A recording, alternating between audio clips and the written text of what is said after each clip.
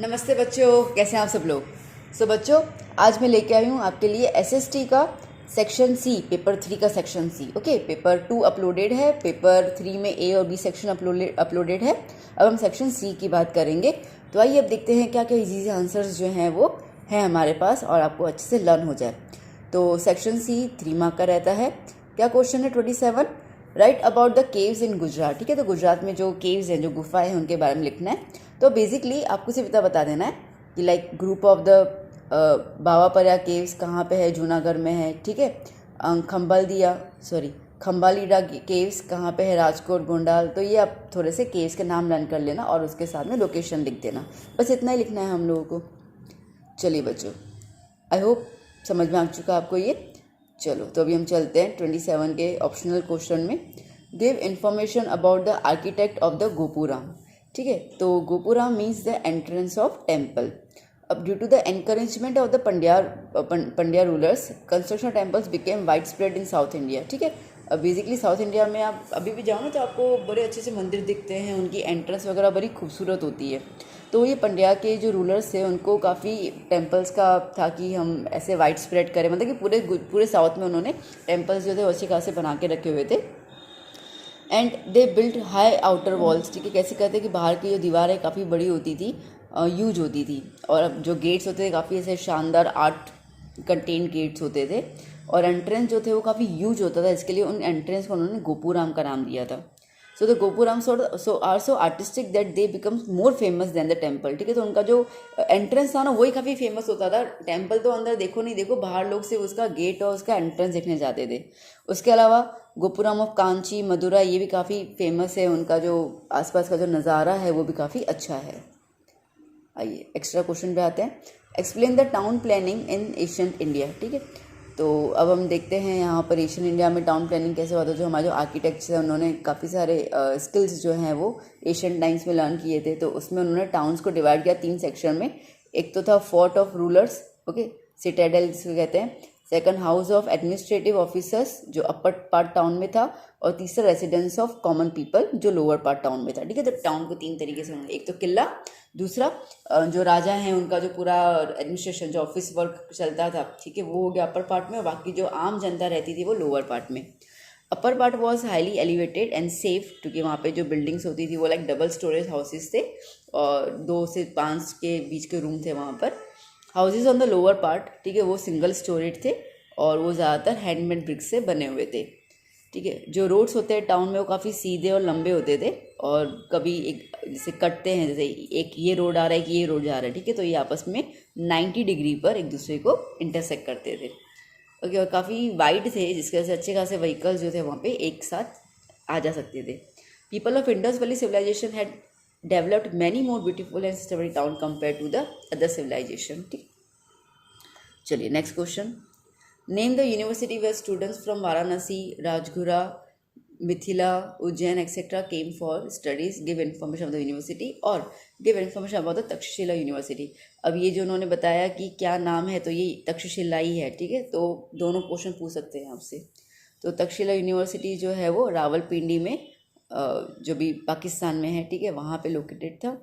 And Takshashila was the capital of the ancient Gandhar. ठीक है, Gandhar area जो था वहाँ पे, ठीक है, मेन उसका कैपिटल था। ये माना जाता है कि तक्षशिला यूनिवर्सिटी जो है वो उनका नाम तक्ष, जो सन थे भारत के और जो भाई थे, ठीक है, लॉर्ड रामा के, जो रघुकुल में पैदा हुए थे, उनके नाम पे रखा गया था। काफ़ी रिनोट सेंटर था। In university imparted education 64 subject है वहाँ पे आपको एजुकेशन मिलता था।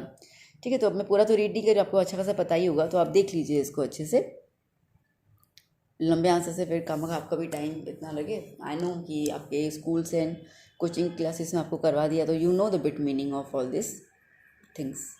ठीक है बच्चों, तो यहाँ पे लिखा हुआ है students from the like Varanasi, Rajgura, Mithila, Ujjain. ठीक है, वो वाला जो स्टेटमेंट नहीं आगे दिया हुआ था, ये यहीं से निकला था। ठीक है, चलिए नेक्स्ट 29।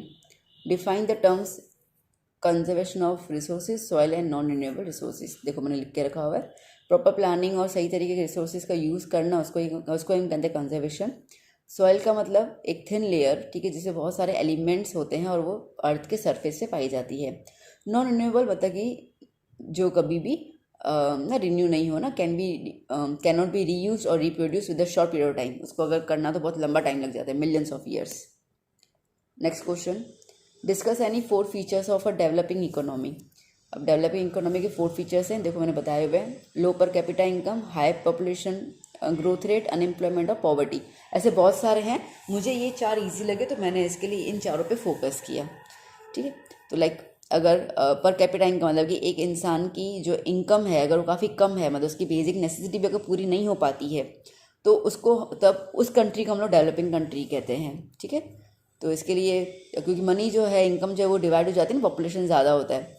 अब यहाँ पे वही आ गया कि अगर पॉपुलेशन ज़्यादा होगा, ठीक है, तो सीधी सी बात है उतना पैसा कम मिलेगा आपको, क्योंकि कंपटीशन होता है। अनएम्प्लॉयमेंट के हिसाब से कुछ लोगों को काम मिल रहा है, कुछ लोगों को नहीं मिल रहा है, तो अनएम्प्लॉयमेंट इसका सेक्टर आ गया। इसके लिए पॉवर्टी आ जाती है क्योंकि आप बेसिक चीज़ें ना सेटिस्फाई नहीं कर पाते हो। बेसिक में क्या होता है, रोटी कपड़ा मकान और उसके साथ साथ हेल्थ और एजुकेशन। ठीक है बच्चों, चलिए discuss the allocation of the resources in the mixed economy.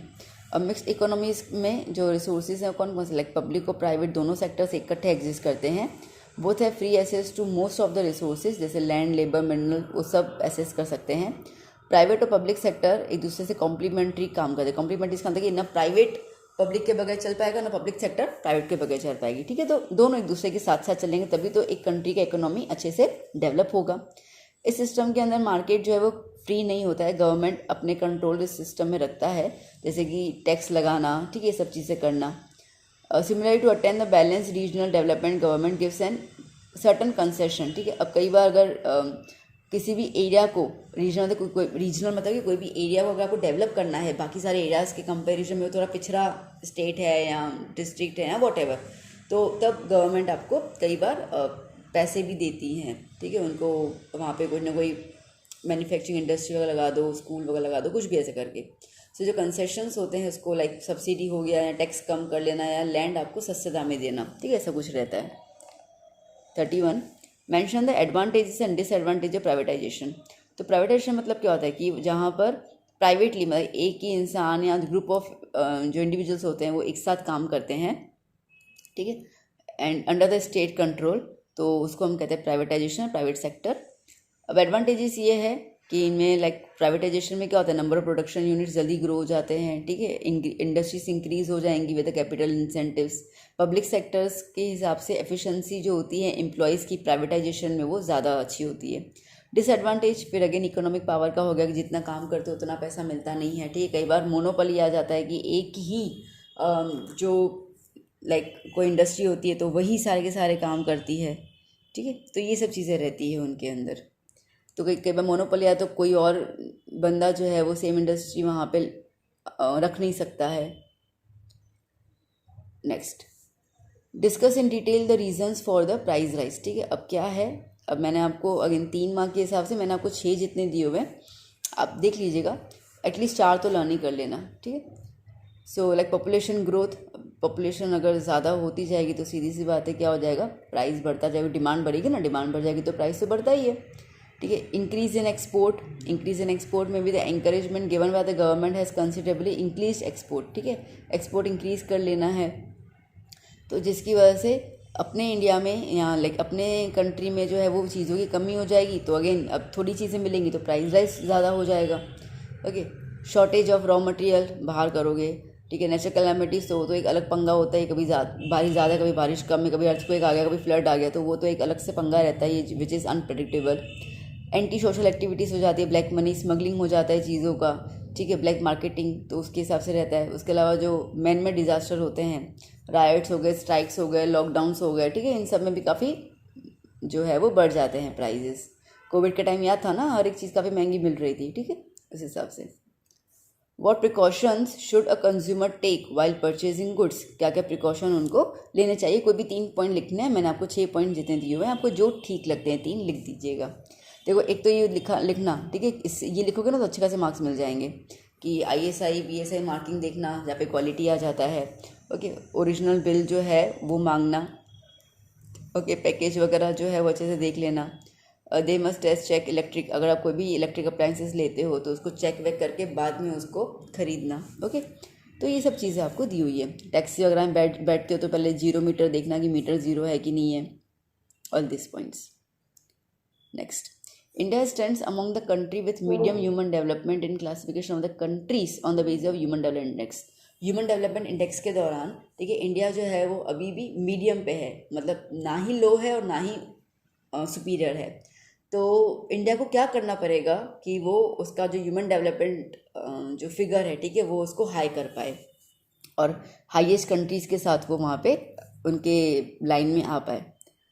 तो यहाँ पे दिया हुआ है कि जो मटेरियल रिसोर्सेज है, ठीक है, काफ़ी like it is extremely difficult to develop humans, so to improve the overall HDI government को काफ़ी सारे एफर्ट्स करने पड़ेंगे, ठीक है। एफर्ट्स मतलब यही है ना, देखो ह्यूमन वेलफेयर के लिए कुछ काम कर लो, ठीक है, जो गांव में पॉपुलेशन है उनके लिए कुछ काम कर लो, उनको जो प्रॉब्लम होती है, उनको सही तरीके से पैसे नहीं मिलते हैं या कोई स्कीम्स अगर निकाली जाती है गवर्नमेंट की तो उनको वो नॉलेज नहीं होता है, तो लाइक ये सारी चीज़ें, ठीक है, स्टैंडर्ड ऑफ लिविंग जो है वो लोगों का हाई करो। तो ये सारी चीज़ें करके हम लोग लिटरेसी रेट बढ़ा देना, हेल्थ कैंप्स लगा देना, स्कूल्स बनवा देना ताकि लोग एजुकेटेड हो जाए, तो काम करेंगे तो इकोनॉमिक आएगा तो डेवलपमेंट होगा, ठीक है। तो ये सारी चीज़ें हैं।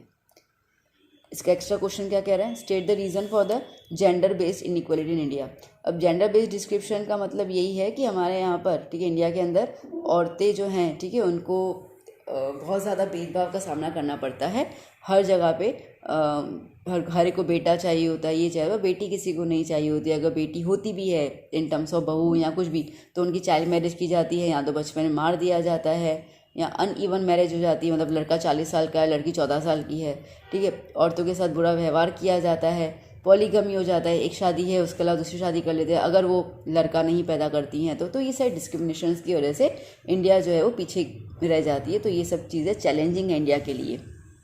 Okay, next, right a short note on terrorism a global problem. अब टेररिज्म आपको पता है, जब भी टेररिज्म होता है, ठीक है, तो पूरे जो कंट्री होती है उसकी हालत ख़राब हो जाती है, खस्ता हालत हो जाती है, क्योंकि प्रोग्रेसिव नेशंस के अगर एक नेशन प्रोग्रेस कर रहा है तो वहाँ पे ना रेस्ट्रिक्शन आ जाएंगे, इतना सब तोड़फोड़ होता है, इतने लोग मर जाते हैं, ये होता है, तो बट ऑब्वियसली कंट्री थोड़ा ले बैक हो जाती है। ओके, तो लाइक सुसाइड अटैक्स होना, ठीक है, बॉम्ब थ्रो करना, वेपन्स वगैरह, किडनैपिंग, हाईजैकिंग ऑफ प्लेन, ये सारी चीज़ें तो आपको तो पता है। अगर ये सब होगा तो सामने अगर आप इस चीज़ को रिजॉल्व करने बैठोगे तो सामने से अच्छा खासा अमाउंट बोलेंगे कि इतना हमको पैसा चाहिए, ये चाहिए, तो ये सब चीज़ें रहती है, ठीक है। स्ट्रेस डिप्रेशन आता है लोगों के अंदर, वो तो अलग सी बात है, लोग डर जाते हैं, वो प्रॉब्लम अलग हो जाती है, ठीक है। तो इसके लिए ये कहता है कि टेररिज्म जो है वो सिर्फ एक इंडिया नहीं, ठीक है, एक कंट्री नहीं, वो पूरे ग्लोबल के लिए प्रॉब्लम है, क्योंकि पूरा यूनिवर्स जो है, पूरा जो वर्ल्ड है, ठीक है, वो काफ़ी अफेक्ट हो जाता है टेररिज्म से। ओके बच्चों, तो यहाँ पे हमने सेक्शन C जो है वो कंप्लीट कर लिया। आई होप आपको आंसर समझ में आ चुके हैं कि मैंने ज़्यादा टाइम नहीं लिया इसको समझाने में, जो मेन पॉइंट्स है मैंने आपको एक्सप्लेन कर लिया, एंड आई ट्राइड कि मैं आपको बहुत सिंपल आंसर्स दूँ। तो चलो बच्चों, अब कैसा लगा आपको ये वीडियो ज़रूर बताइएगा। Your 1 positive comment and 1 like motivate me a lot, and मैं आपके साथ ऐसे ही रहूँगी आपके एग्ज़ाम्स तक, ठीक है। आपको जो भी कुछ भी आपको ज़रूरत है आप कमेंट कीजिए, मैं पूरी कोशिश करूँगी आपके सारे, मैं कमेंट्स आपके पढ़ती हूँ, I try to reply also. और जो भी आपकी डिमांड होती है कि ये पेपर लाइएगा मैम, ये सेक्शन लाइए, तो मैं कोशिश करती हूँ कि जल्द से जल्द वो मैं आपकी जो प्रॉब्लम्स है वो मैं उनको सॉल्व कर लूँ। तो चलिए बच्चों, अब हम मिलेंगे नेक्स्ट वीडियो लेक्चर में, नेक्स्ट पेपर, नेक्स्ट सेक्शन के साथ। Till then keep study, keep hard working, और ये वीडियो कैसा लगा ज़रूर बताना, अपने फ्रेंड्स को चैनल ज़रूर रिकमेंड करना। बाय बाय बच्चा, टेक केयर।